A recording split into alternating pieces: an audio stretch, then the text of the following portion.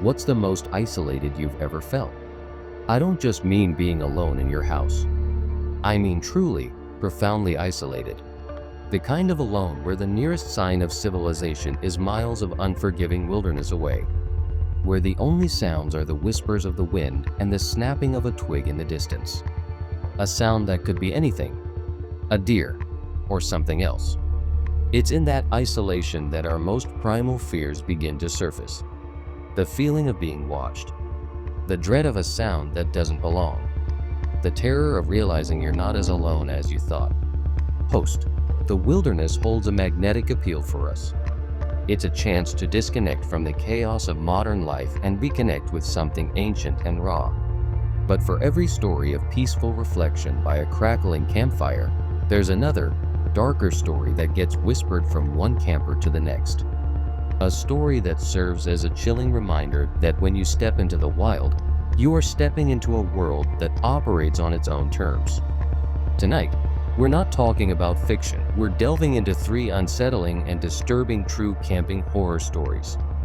These accounts come from ordinary people who went searching for adventure and instead found a nightmare they would never forget. So, dim the lights and get comfortable. Our first story takes us to the vast, silent forests of the Pacific Northwest. Our first account comes from a man named Leo, an experienced solo backpacker in his late 20s. For Leo, a weekend alone in the woods wasn't daunting. It was therapy. He was meticulous. He planned his routes, packed for every contingency, and always let his girlfriend, Sarah, know his exact itinerary. This particular trip in the fall of 2018 was no different. He was heading into a remote stretch of national forest, a place he'd hiked before, known for its profound silence. The first day was perfect. The air was crisp, the autumn colors were brilliant, and the only company he had were the birds and the rustling of small animals in the undergrowth. He set up his camp by a small, clear stream, made dinner, and watched the stars come out, feeling that deep sense of peace he always chased. It was on the second night that the peace was shattered. He was zipped up in his sleeping bag, drifting off to sleep when a sound cut through the silence. It wasn't a coyote's howl or a bear's grunt. It was a voice. And it was a voice he knew better than his own. Pause. It was Sarah.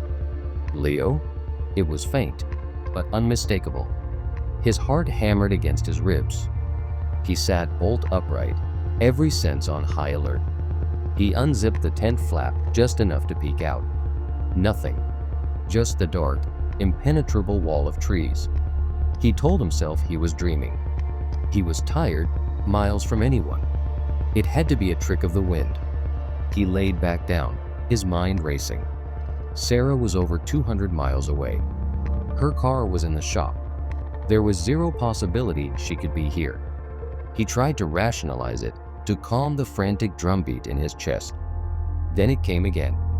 Closer this time. Leo? I'm lost, can you help me? This time, it was laced with a desperate, pleading tone. It was so perfectly her voice, the inflection, the slight tremor of fear.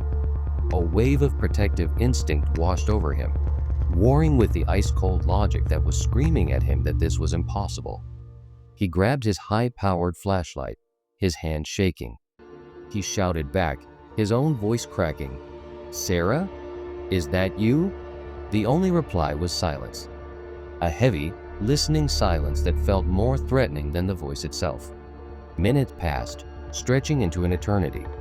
He scanned the woodline with his flashlight beam, the dancing light creating monstrous shadows.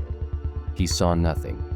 He was about to convince himself it was all in his head, a vivid auditory hallucination, when he heard it for the 3rd time. It wasn't from the woods in front of him anymore. It was from the side. And it was different. It was no longer pleading. It was a soft, gentle whisper, as if she were standing right outside his tent. "Leo, let me in." That's when the terror truly took hold. It wasn't Sarah. Whatever was out there was intelligent. It was mimicking her voice to lure him out of his tent, to draw him into the darkness. This was a type of scary wilderness encounter that no survival guide could ever prepare you for. Leo didn't make another sound. He grabbed the largest knife he had from his pack and sat in the center of his small tent, back against his pack, facing the door. He sat there, rigid, for the rest of the night. He heard nothing else. No footsteps, no more voices, not even the normal sounds of the forest. It was as if the entire woods were holding their breath, waiting. As soon as the first gray light of dawn broke through the canopy, he tore down his camp in a frenzy, not even bothering to pack neatly. He practically ran the 5 miles back to his car, looking over his shoulder every few seconds, his heart in his throat. He never went solo camping again. To this day, he has no explanation for what was out there with him that night, using the voice of the person he loved as bait. Host. Fear in the forest is often about what you can't see. The claustrophobia of the trees, the hidden dangers. But the desert offers a different kind of horror. The horror of exposure, of having nowhere to hide. This is what a young couple, Mark and Chloe, discovered on a trip to a remote patch of desert in southern Utah. They were van lifers, used to finding secluded spots to spend the night. They found a perfect one miles down a dusty, unmarked dirt road, nestled between a series of large, smooth rock formations. They were completely alone, or so they thought. The first evening was idyllic. They cooked dinner on their camp stove, watched the sunset paint the sky in fiery colors, and felt a profound sense of freedom. As dusk settled into night, they sat outside, enjoying the cool desert air. That's when Chloe noticed it. On the top of the rock formation to their east, she saw a silhouette. It was humanoid, but unnaturally still. She pointed it out to Mark. He squinted, trying to make it out in the fading light. It was just standing there, looking down at their camp.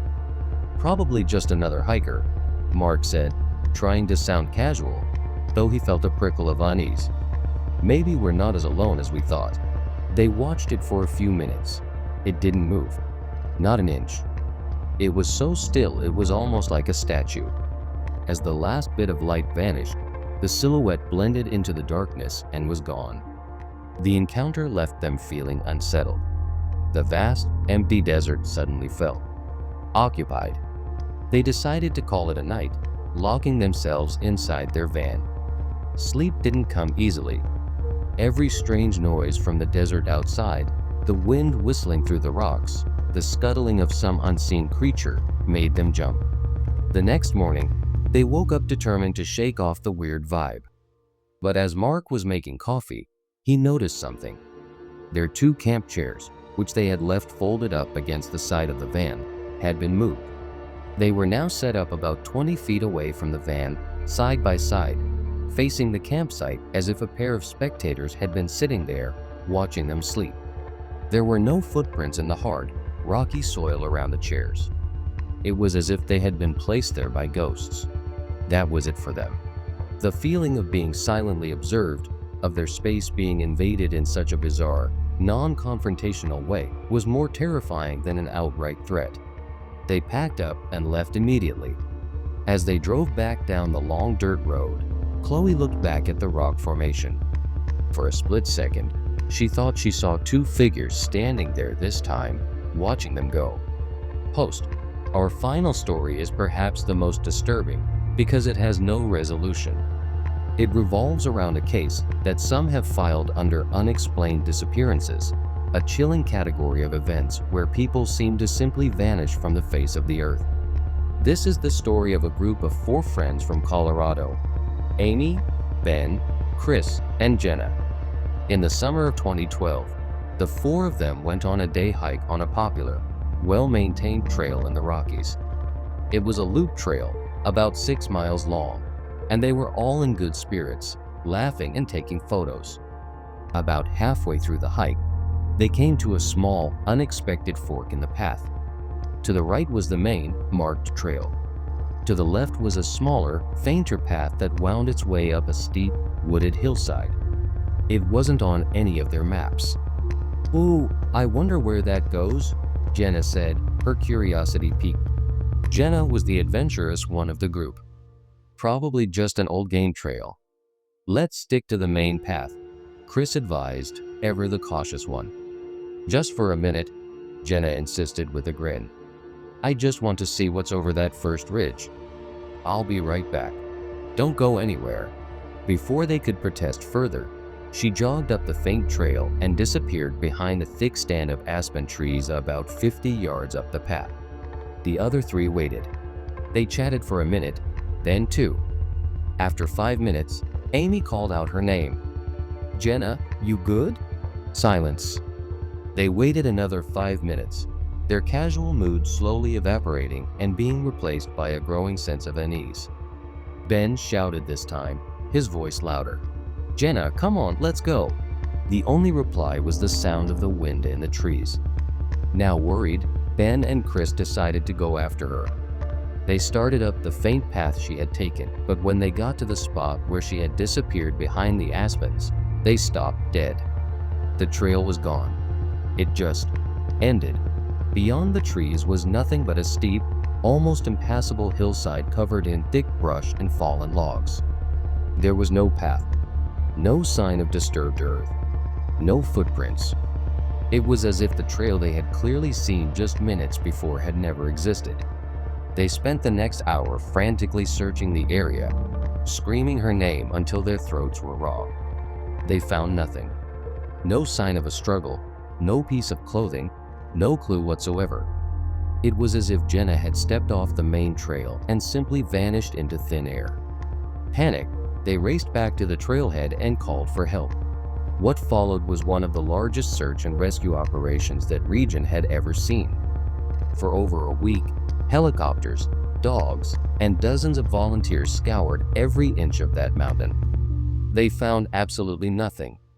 Not a single trace of Jenna. The investigators were baffled.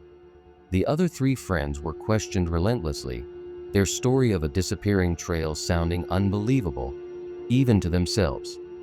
Jenna's disappearance remains an open case.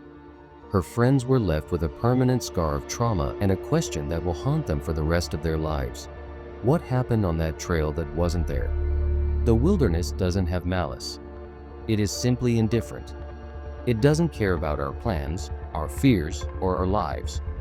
The stories we've heard tonight, a voice that mimics a loved one, silent figures watching from the rocks, and a trail that leads to nowhere, tap into that fundamental truth.